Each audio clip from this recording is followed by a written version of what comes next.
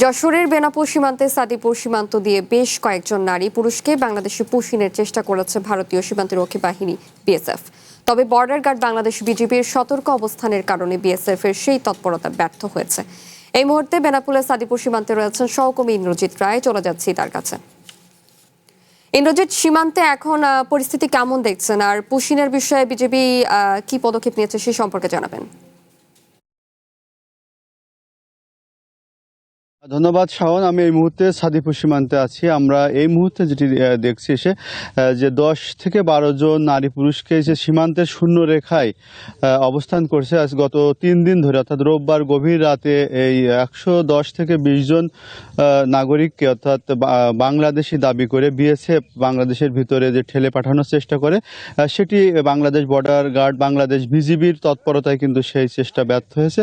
তো আমরা গত 3 দিন ধরে এই শূন্য রেখায় 10 থেকে 12 জন নারী পুরুষ অবস্থান করছিলেন। তারা বাংলাদেশে যেমন বিজিবির যে কঠোরতার কারণে আসতে পারছেন না এবং বিএসএফ তাদেরকে গ্রহণ করছিল না।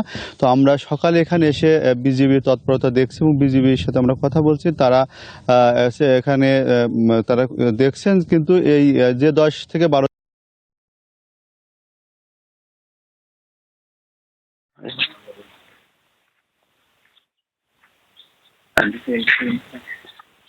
নিশ্চিত হওয়া যায়নি, এখন পর্যন্ত দৃশ্যমান না। তো এই সীমান্তে কিন্তু যে বিএসএফ এর যে তৎপরতা, অর্থাৎ বাংলাদেশি দাবি করে যে অবৈধভাবে যে পুশিং করার যে চেষ্টা, সেটি কিন্তু বিজিবির তৎপরতায় ব্যর্থ হয়েছে। তবে যে 10-12 জনকে এখানে ঠেলে পাঠানোর চেষ্টা করা হচ্ছিল, তাদের বিষয়ে পতাকা বৈঠক আহ্বান করা হয়েছিল বিজিবির তরফ থেকে, কিন্তু সে বিষয়ে বিএসএফ এর তরফ থেকে কিন্তু সাড়া দেওয়া হয়নি। তো এই গত 3 দিন ধরে বিজিবি কিন্তু অতিরিক্ত বিজিবি মোতায়েন করা হয়েছে এবং কঠোর অবস্থানে রয়েছে। বিজিবির ঊর্ধ্বতন যারা কর্মকর্তা আছেন তারা ইতিমধ্যে এখানে পরিদর্শন করেছেন এবং তারা নির্দেশনা দিচ্ছেন।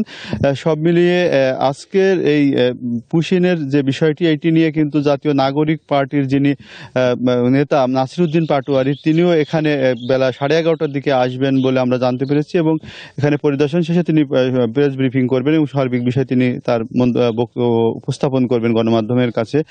সব মিলিয়ে এই যে বাংলাদেশ সীমান্তের বিজিবির তৎপরতা বৃদ্ধি পেয়েছে এবং যাতে অবৈধভাবে অনুপ্রবেশ না ঘটে সে বিষয়ে তারা সতর্ক রয়েছে বলে আমাদেরকে জানিয়েছেন। তো এই ছিল আমার কাছে সর্বশেষ।